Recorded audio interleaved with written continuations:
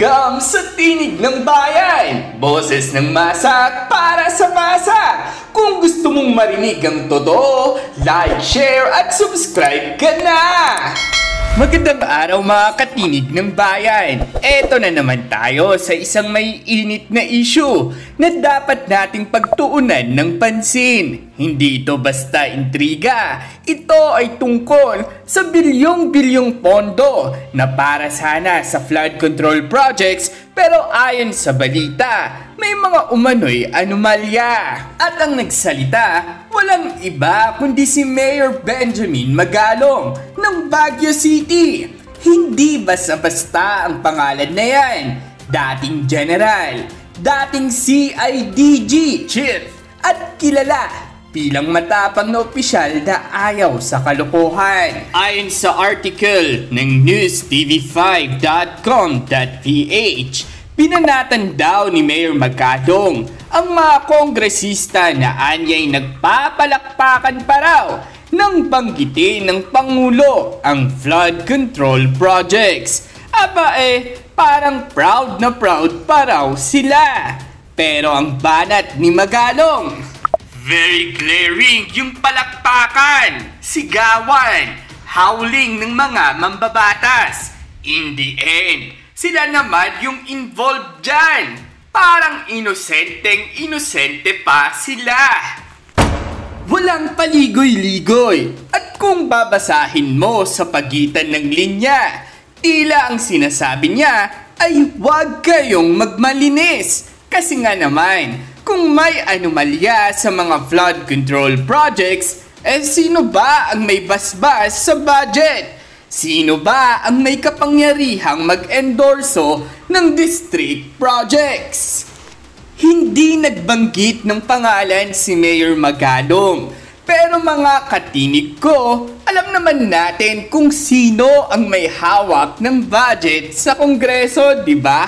Kung flood control ang pinag-uusapan, malamang sa malamang kasali dyan ang mga mambabatas na may district allocations. Kasama na syempre nga raw ang mga kilalang leader tulad ni na House Speaker Martin Romualdez at iba pang key allies nga raw ng Pangulo. May nagsasabing ang tirada raw ni Mayor ay tila may pasaring, hindi lang sa Kongreso, kundi pati na nga rin raw kay Pangulong Bongbong Marcos. Lalo't parang ipinagmamalaki pa ito sa SONA. Pero ulitin natin, raw at tila, dahil wala namang direktang binanggit si Mayor. Narinig na natin dati yan. DPWH Flood Control Projects, ginagamit di umano raw bilang palusot para makapagpasok ng pork barrel style funds nga raw. At ayon sa ilang ulat, may mga kontraktor na pare-pareho lang, paulit-ulit ang nananalo sa bidding at may overpricing pang issue. Tila hindi ito bago. Pero sa panahon ngayon na bagsak ang ekonomiya nga raw natin at hirap ang bayan, sobrang sakit sa ulo.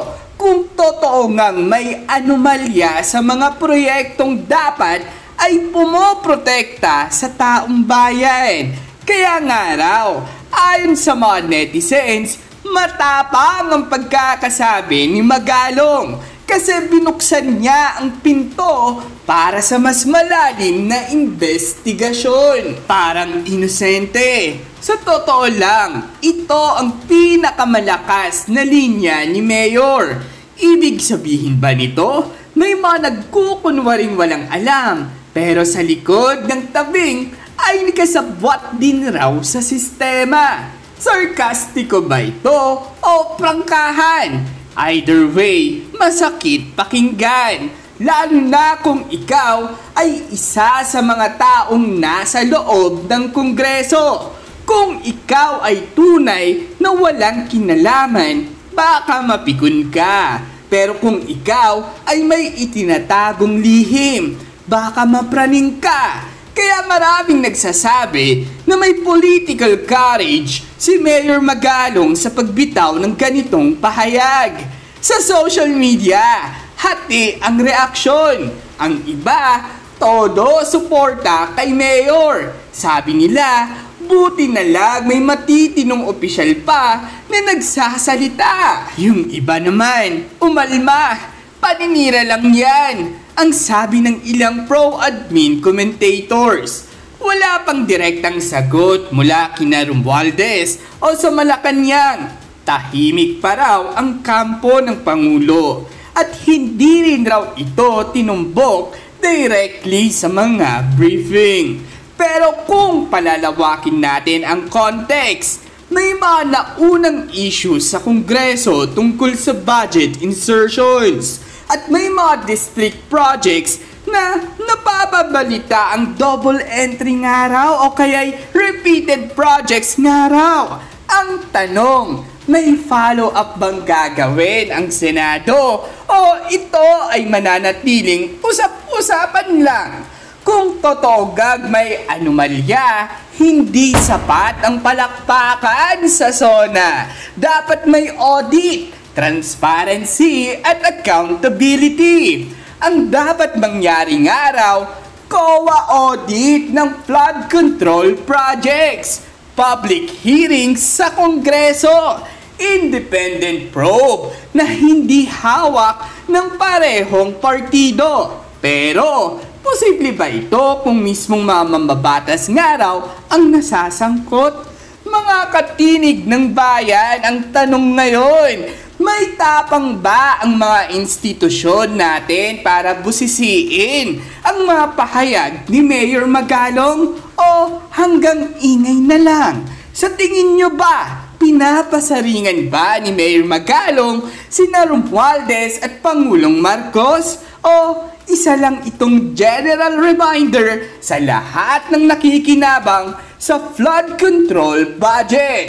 Comment down below, like and share kung nagustuhan nyo ang usapan natin ngayon. At huwag kalimutang mag-subscribe sa Tinig ng Bayan, kung saan ang boses mo ay mahalaga. Samantala, sari-saring komento nga rin ang lumalabas mula sa mga netizens patungkol sa isyong ito. Sabi pa nga nila, Mayor Magalong and Mayor Vico Soto are two prominent, hardworking, and sincere mayors who openly criticize the massive and shameful corruption in the government.